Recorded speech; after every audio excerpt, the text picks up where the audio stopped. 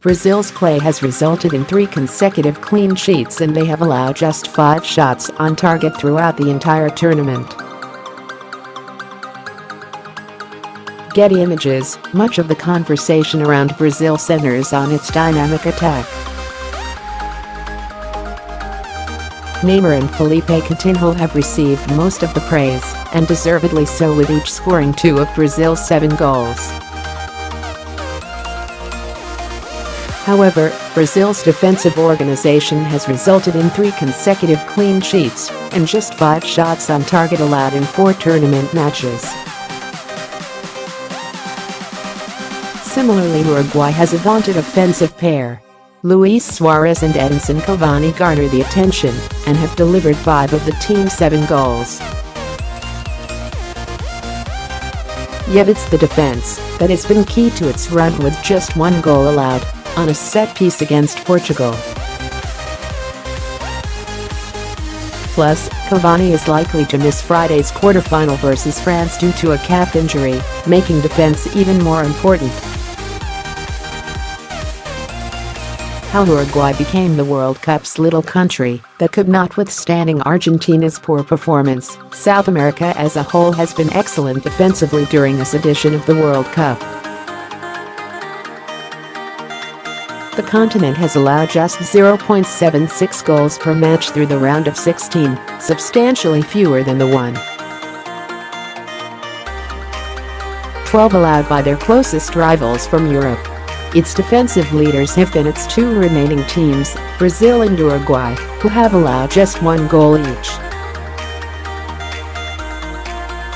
It wasn't this way in 2014, when both Uruguay and Brazil could point to fragile defense as the reason for their failures. Brazil was embarrassed on home soil in the semi-final, allowing 7 goals to Germany.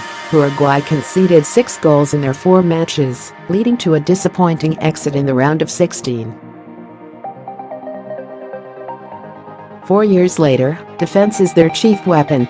Brazil manager Tite has set up the defense in a zonal marking system with outstanding centre-backs Thiago Silva and Miranda being protected by Casemiro in the middle of a 4-3-3 formation. The outside of the defense has managed to overcome injuries, with Danilo going out after the first match and being replaced by Fagner on the right. The left back was manned solidly by Marcelo, but injury required him to be replaced by Luis against Mexico. That Brazil has managed this defensive discipline with a rotating cast and an offense that has fired 77 shots on opponents is a pure marvel. Brazil's World Cup run in 2018 looks a lot like Germany's in 2014. Uruguay's setup is anchored by centre-back Diego Godin, who has been a key piece for 8 seasons at Atletico Madrid, which boasts the best defense in the world.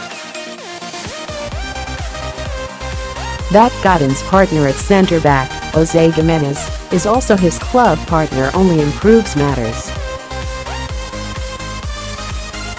Early on, Uruguay set up in a basic 4-4-2, but as the opponents have gotten more challenging, the setup has been a slightly more offensive 4-4-2 diamond formation, with Sampdoria defensive midfielder Lucas Torriera responsible for clogging the middle. Uruguay has shown excellent tactical flexibility throughout the tournament. After taking 55% of possession in the group stage, it sat deep against Portugal, taking just 33% of the ball, and absorbed the pressure of Cristiano Ronaldo and company. Portugal attempted 41 crosses in the match, a sign that the middle of the pitch was impenetrable and highlighting how stout the Uruguayan midfield and defense has played. As Brazil and Uruguay look to their quarterfinal matches on Friday, they are faced with stopping 2 of the best offenses left in the tournament. Brazil will face Belgium, which leads the tournament with 12 goals. Uruguay will face France, which just posted 4 goals on Argentina. Expect both Uruguay and Brazil to maintain their defense-first philosophies and focus on shape over possession. On the plus side, if you are a fan of the South Americans, Belgium and France haven't been notably strong on the defensive side of the ball, having allowed 10 goals between them in 8 games, and 5 in their most recent knockout matches against better competition. Friday's matchups will be classic offense versus defense affairs, but as noted earlier, Uruguay and Brazil have enough offensive firepower of their own. In the last round of knockouts, it was the defensive teams who advanced. The 8 winners had a goals against average in the group stage of 0.58, while the losers had over twice that rate at 1.21. Recent history favors the defensive, and so far Brazil and Uruguay have been stealing that show. Read more on the World Cup.